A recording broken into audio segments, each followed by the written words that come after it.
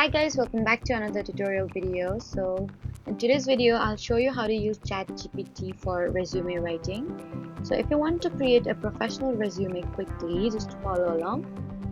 First, open ChatGPT on your phone and start a new chat. Now the key step is to give ChatGPT your details clearly.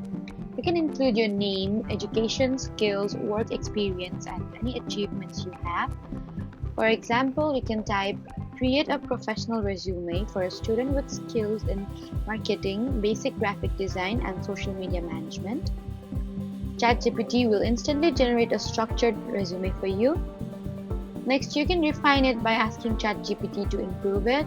For example, say, make it more professional and ATS-friendly. You can also ask ChatGPT to format it for specific jobs like internship, part-time work, or corporate roles.